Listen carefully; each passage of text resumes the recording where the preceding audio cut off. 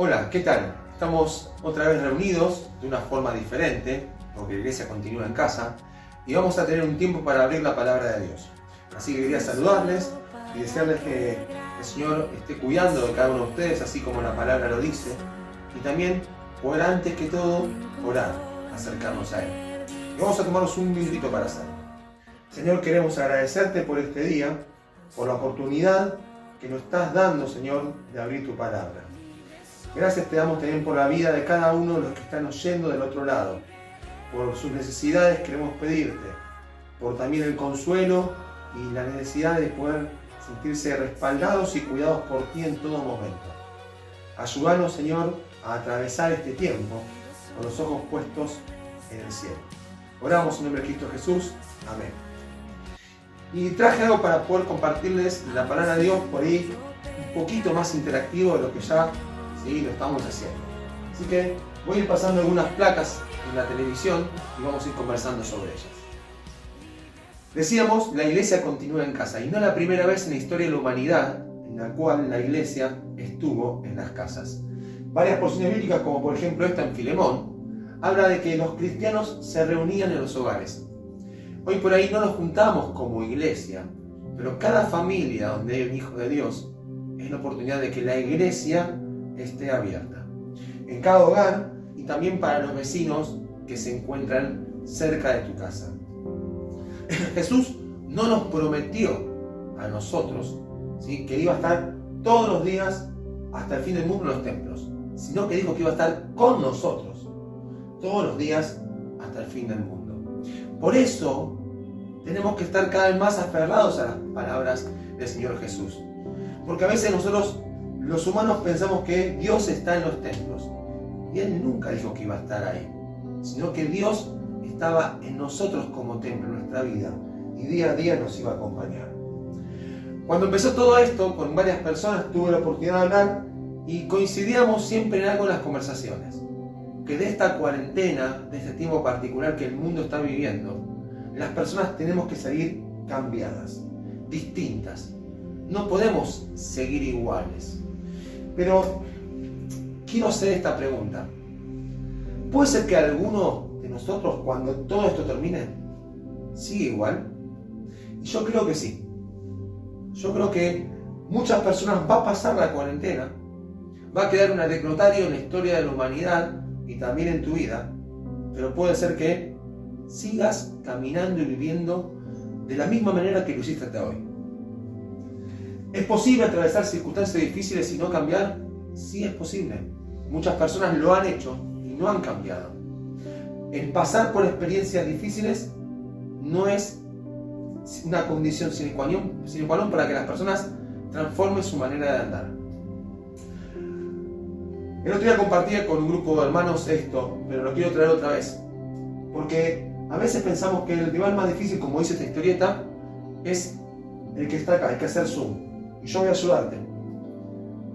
Y aparece dentro de la cabeza de esta persona un no quiero cambiar. Y las personas creen, se convencen de que el problema del país está en las mentes. Pero no sé si está ahí realmente nuestro rival. ¿Este es un problema de la mente o un problema del corazón? Porque cuando la gente no quiere cambiar, a veces decimos, es su forma de pensar. Y si no es su forma de pensar, si es su corazón en cuanto a lo que tiene que decidir. Nuestro mayor rival, dice la palabra de Dios, y uno lo puede ver en toda la historia de la Biblia, está en el corazón. En definitiva, el problema tuyo, o el nuestro, está ahí. Y en definitiva ese problema es el yo. ¿Es tuyo o es mi yo? Nuestros mayores problemas para cambiar, vuelvo a decirte, no están en tu mente, sino están acá en el corazón. Y a veces nuestro yo se empecina en tomar posiciones que no son para nada favorables ni para vos, ni para tu relación con Dios. Varias veces Jesús habla acerca de esto mismo, de que el problema de las personas está en nuestro yo. Por ejemplo, cuando toma la expresión de causa-división. Lo podemos leer en Mateo 10 o en Lucas 14. Allí Jesús encara el problema acerca de que muchas personas se aman mucho a sí mismos, piensan mucho en ellos y por eso no quieren cambiar. Dice el versículo 37, el que ama a padre o madre más que a mí no es digno de mí. El que ama a hijo o a hija más que a mí no es digno de mí. Y el que no toma su cruz y sigue en pos de mí no es digno de mí. ¿A quién amamos más? Esta es la primera pregunta para hacernos cuando queremos tratar esta cuestión de que nuestro yo sea cambiado. ¿Quién está primero? La palabra de Dios nunca dice que debemos dejar de amar a nuestras familias. Al revés, en todo caso nos manda a amar más a nuestras esposas, más a nuestros hijos, honrar a nuestros padres, cuidar a nuestros hermanos. A eso sí nos manda la palabra de Dios. Pero algo que deja en claro es que nunca podemos amar a estas personas por encima que Dios, más que a Él. Dice también, si alguno viene a mí y no aborrece a su padre, y madre, y mujer, e hijos, y hermanos y hermanas, y aún también su propia vida, no puede ser mi discípulo. Y el que no lleva su cruz y viene en pos de mí, no puede ser mi discípulo. Cuidado, porque uno dice, Adrián, ¿qué estás diciendo? Es contrario a lo que nos decías recién. Pero ahí dice que no puedo amar a mi padre o madre. Y vos decís que Dios nos manda. Sí, Dios te manda. Pero acá tenemos que tener cuidado con lo que se llama el literalismo frío. En el lenguaje y mente oriental, no solamente judía, oriental, se utilizan comúnmente las imágenes. Jesús está enseñándonos que ningún amor en este mundo puede compararse con el amor que debemos a Él. Así que, para empezar a tratar el problema de nuestro yo, tenemos que preguntarnos no solamente si yo me amo a mí mismo, sino también si hay otras cosas que estén por delante de Dios, que yo las puse ahí y que las considero más importantes. ¿Qué nos está enseñando Jesús? La verdad número 1. Es posible ser seguidor de Jesús sin ser su discípulo. Porque muchas personas le siguen. ¿Sí? El otro día escuchaba un mensaje compartido en la escuela bíblica y hablaba de gente que le seguía, pero que no tomaba esta decisión de poner en primer lugar a Cristo. Miren este ejemplo. Una vez le dijeron a un profesor en una facultad, fulano de tal dice que fue alumno tuyo. Entonces este profesor respondió, puede ser que asistiera a mis clases, pero no era uno de mis estudiantes. Puede ser que vos, yo o algún otro por ahí asiste a la iglesia, pero puede ser que no seamos discípulos de Cristo. Puede ser que hagamos actividades en la iglesia, pero puede ser que no estemos siguiendo a Jesús. Porque la definición de seguir a Jesús no pasa por lo que haces o a dónde asistís. Pasa justamente por cómo tu corazón se rindió a Él o no. La verdad número 2 que hoy estamos diciendo es: los seguidores de Cristo deben estar dispuestos a sacrificar lo que más quieren en la vida. Y vos decís, pero eso no es justo. Y en realidad sí es justo, porque Dios sacrificó lo que más amaba por vos y por mí. Ha sido Jesucristo. Él dio el ejemplo. Y algo más que tenemos en la palabra de Dios es que todos aquellos que sacrificaron, estuvieron dispuestos a sacrificar lo que más amaban en la vida, Dios nunca se lo quitó. Desde el principio en Génesis con Abraham, hasta cualquier otro hombre o mujer que siguió a Jesucristo, Dios nunca le quitó lo que ellos estaban dispuestos a sacrificar. Para nada. Pero sí Dios vio esa entrega y entendió que ellos eran sus verdaderos seguidores. ¿Qué es esto? No estamos acostumbrados a ver esto, pero en el mismo contexto que estamos leyendo tanto en Mateo y Lucas, se hace referencia a esto. Dice, porque ¿quién de vosotros queriendo edificar una torre no se sienta primero y calcula los gastos, a ver si tiene lo que necesita para acabarla? No sea que después que haya puesto el cimiento y no pueda acabarla, todos los que lo vean comiencen a hacer burla de él, diciendo, este hombre comenzó a edificar y no pudo acabar. Esta palabra Jesús la dice en este mismo contexto, de aquellos que seguimos a Jesús o decimos seguirle. Y pone en juego esta pregunta, ¿quién de nosotros queriendo edificar una torre, podemos ir queriendo seguir a Jesús, no se sienta primero a considerar qué es lo que Dios nos está pidiendo. Verdad 3, debemos ser conscientes de calcular el costo de seguir a Cristo. Jesús mismo nos invita a hacerlo. Y el costo siempre es ganancia. Hoy vamos a hablar de eso. Ningún seguidor de Cristo va a pérdida. Ninguna persona que sigue a Dios termina derrochando, sino termina ganando. También habló acerca del yo y el rendimiento del yo cuando anunció su muerte Jesús. Y tenemos estos pasajes, ¿sí?, que hablan de la misma escena, cuando Pedro reconoce que Jesús es el Mesías, pero a continuación se habla acerca de este hecho de negarse a sí mismo, tomar la cruz y seguirle. Y aparece Mateo 16, Marcos 8 y Lucas 9. En los evangelios de Mateo y Marcos nos encontramos con un mismo principio que considera. Vean bien. Pero él, Jesús, volviéndose, dijo a Pedro: quítate delante de mí, Satanás, me eres tropiezo, porque no pones la mira en las cosas de Dios, sino en las de los hombres. Entonces Jesús dijo a sus discípulos: si alguno quiere venir en pos de mí, niéguese a sí mismo y tome su cruz y sígame. Si alguno quiere, esta expresión nos desafía a pensar que ¿qué es lo que quiero hacer yo? Dios no me obliga a ser su discípulo, a nadie, ni a usted ni a mí. Pero si quiero ser su discípulo, tengo que considerar lo que Él me está pidiendo. Jesús no obliga, pero sí nos dice: evaluemos el costo. La verdad 4 es: Jesús no obliga a nadie a ir en pos de Él, pero sí, volvemos a decir como fue la torre, es: tenemos que pensar qué es lo que nosotros queremos hacer. Porque la vida cristiana, la vida de ser un hijo de Dios y seguirle, nos desafía a que nuestro yo se empiece a rendir. Bueno, al principio digo, no podemos salir igual de esta cuarentena.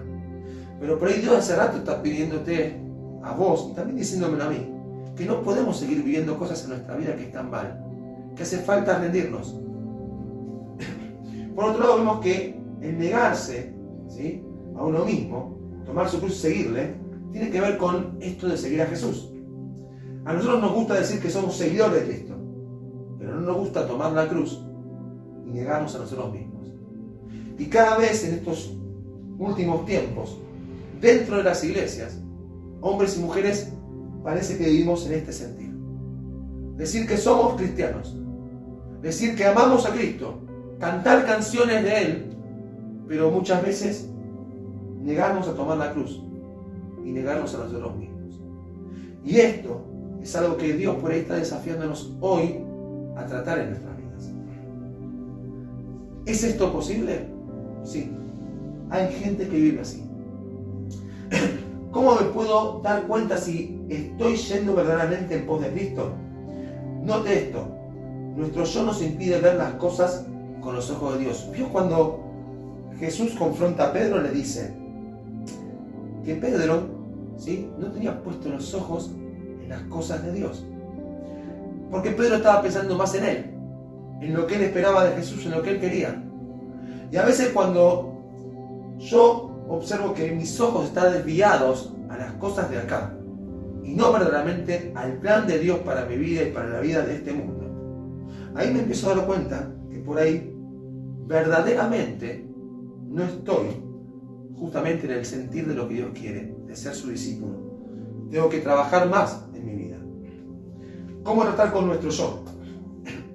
Y vamos a ver este pasaje para ir cerrando. Estando Jesús próximo a ir a Jerusalén, unos griegos vinieron a conocerle. Y eso aparece en Juan 12, 24 al 26, donde vuelve a expresar las mismas ideas que vimos en las anteriores porciones. Jesús dijo: de cierto os digo, que si el grano de trigo no cae en la tierra y muere, queda solo, pero si muere lleva mucho fruto. Lo interesante de esta expresión que es la única vez que la dice. Estaba próximo a ir a la cruz, y en este encuentro con estos griegos, con los discípulos de por medio, menciona estas palabras, las cuales tenemos que tomarnos un momento para analizarlas. Hay tres verdades que no podemos pasar por alto en Juan 12:24 y hasta el versículo 26 también. Solo por medio de la muerte viene la vida verdadera. Si no muere nuestro yo, tendremos una vida improductiva, no importa lo que hagamos.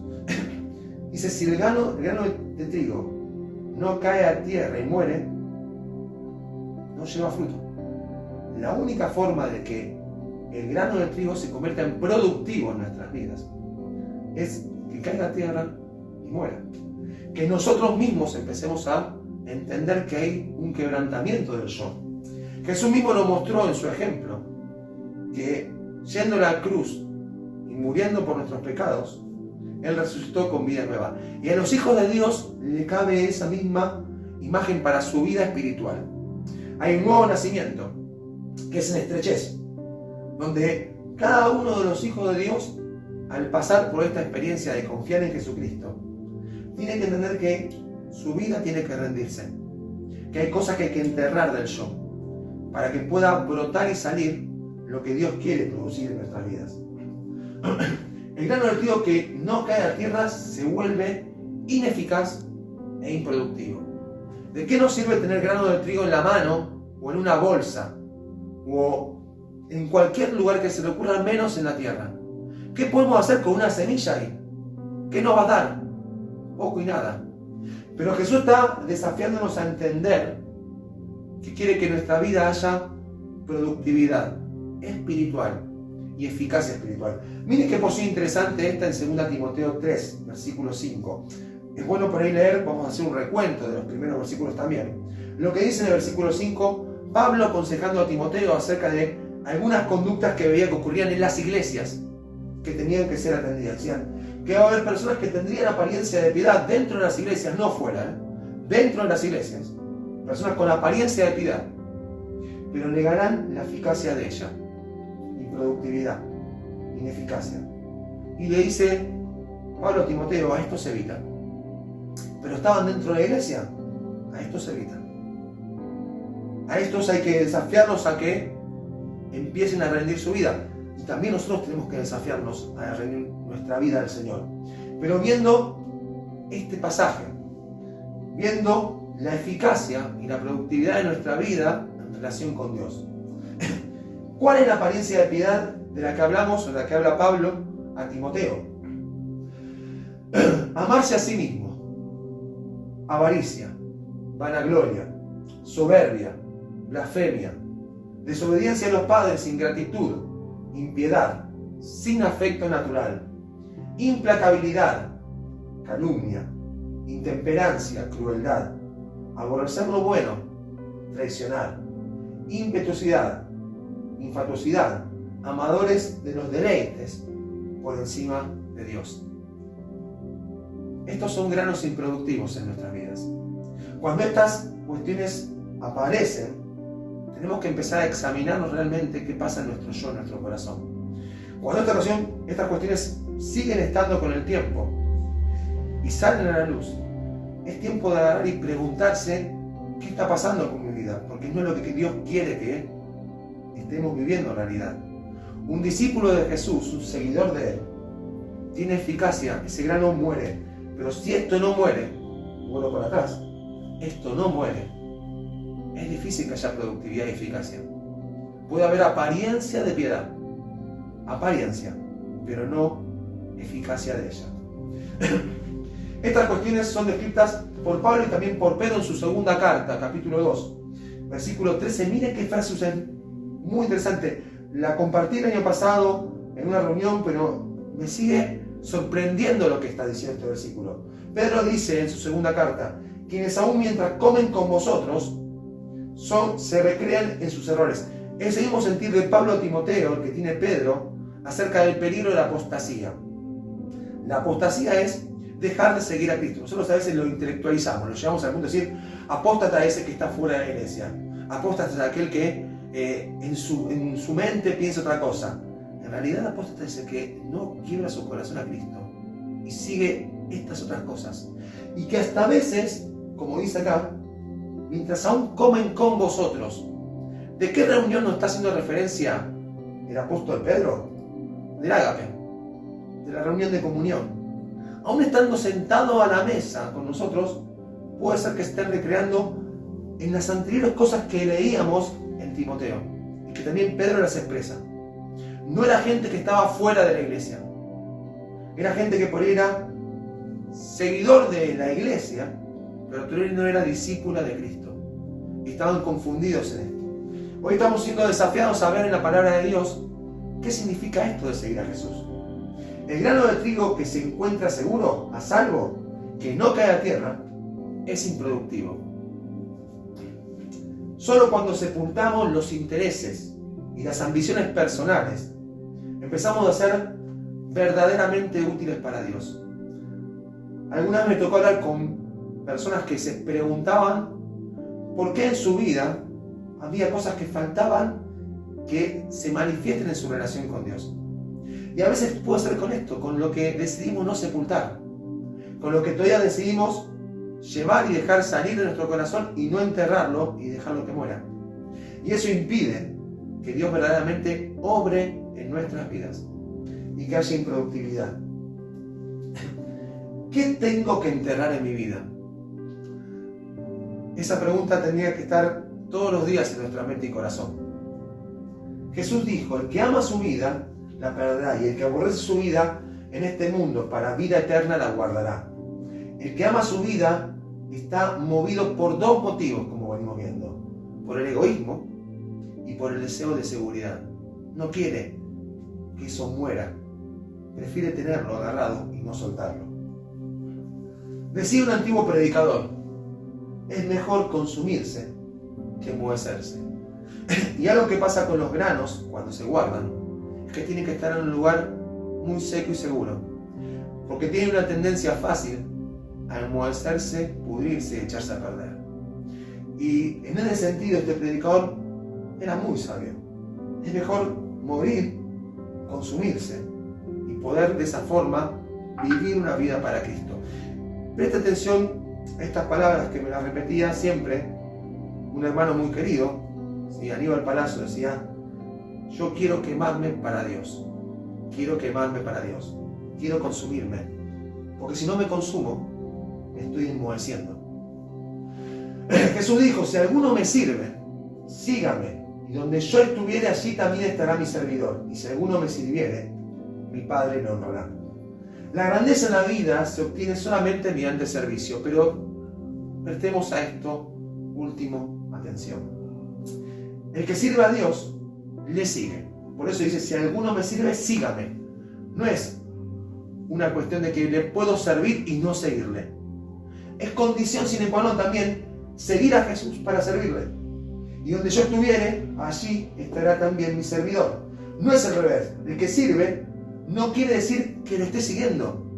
Hay muchas personas que se entusiasman en las actividades y completan un montón de tareas dentro de las iglesias, pero por ahí no están siguiendo a Cristo, no están entregando su yo a que sea quebrantado.